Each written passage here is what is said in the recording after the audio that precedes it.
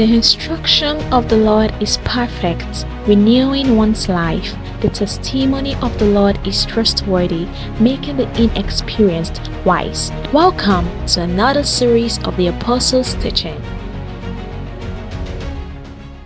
The punches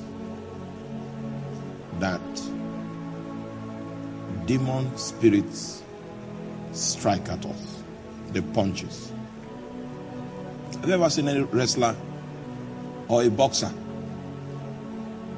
that comes into the ring and he gives you a knockout without receiving one? Please help me tell your neighbor, punches are allowed. Punches. This kind of warfare, punches are allowed. I know you don't like attack. I came to teach you and to educate you about attacks, spiritual attacks. First of all, understand that it is allowed. There are several engagements you might find yourself in, and you have feedback from there. It doesn't mean you are not strong. It just means that we wrestle. We wrestle.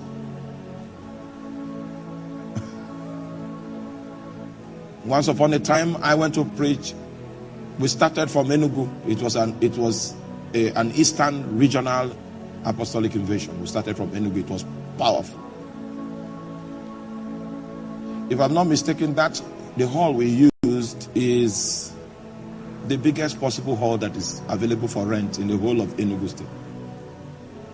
It was filled up. People were outside. My former colleagues in the office that were trying to, when they came to the venue and they saw the crowd, they didn't have the confidence to make it. I said, come inside. I'm inside. They left because of the crowd that was outside. So we did the Enugu conference. It was in Enugu that I prayed for a lady that was deaf, and she began to hear. And I asked her, how did you become deaf? And she said she went for a crusade. And when a pastor laid hands on her, that's how she became.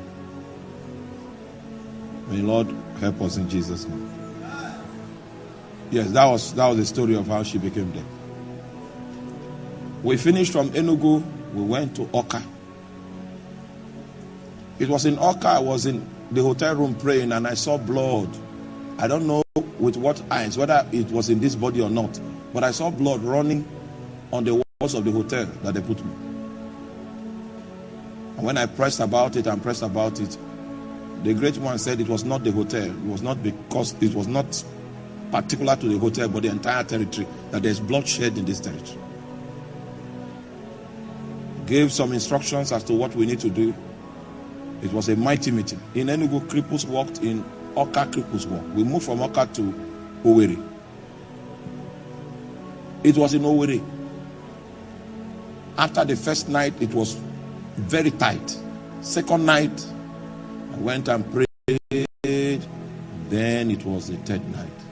When we came to the field, so I know some of you were watching, it rained throughout. I couldn't preach. It was when I went back that there was a spiritual fight. The principality came to my room. I defeated it, but it touched me here.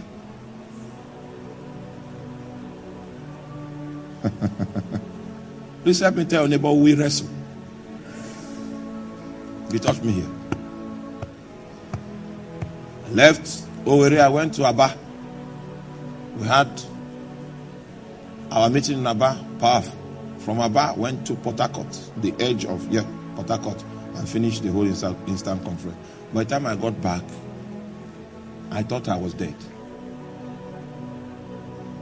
And Shala now came and said he has crusade somewhere that he told them that I'm coming. I put on one garment and followed him. We crossed the river. What's the river in Bees village, Pastor B? Crossed the river to go for the crusade. I was on the pulpit preaching, and they didn't know I was blind.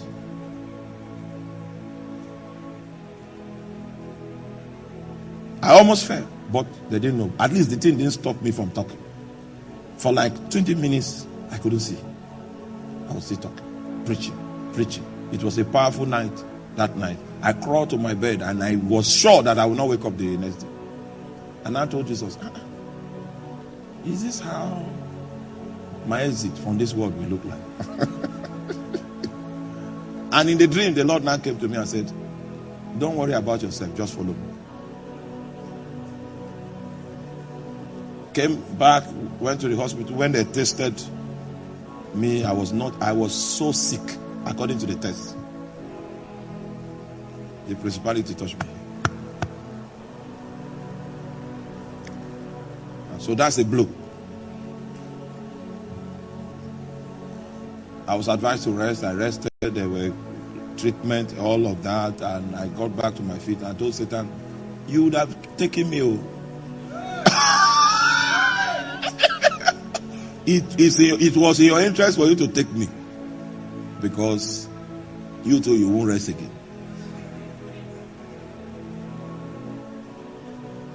A senior minister called me.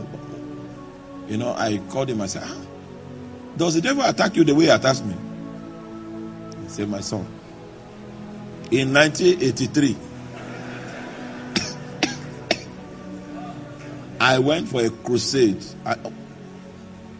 in Oupa, and the whole place scattered. In fact, I'm talking about Evangelist Sunday Uche. He even gave an altar call and said, if you are a witch here, if you are a witch, signify witches. The power was too much that witches had to accept we are here. We also came. We came for the crusade. And Satan spoke to him. Satan said, if you allow my people, I will allow you. If you keep attacking my people, I will continue to attack you. But if you allow my people, I will allow you.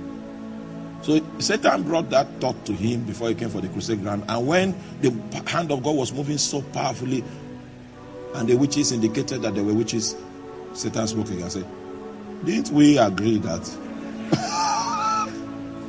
if you allow me, I will allow you?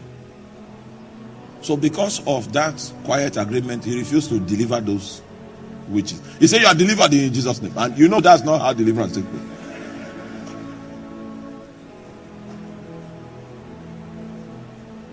Do you know that she was driving out of that crusade ground on the way, just like 1 hour on the way back home, the witches, they attacked her. So he said, so Satan doesn't keep to his agreements. So he made up his mind that he was going to, that's 1983. How many years down the road? He made up his mind that he was going to do damage to the kingdom of darkness. Because Satan will never keep any negotiation agreement with you for your safety. Please help me tell your neighbor, we wrestle.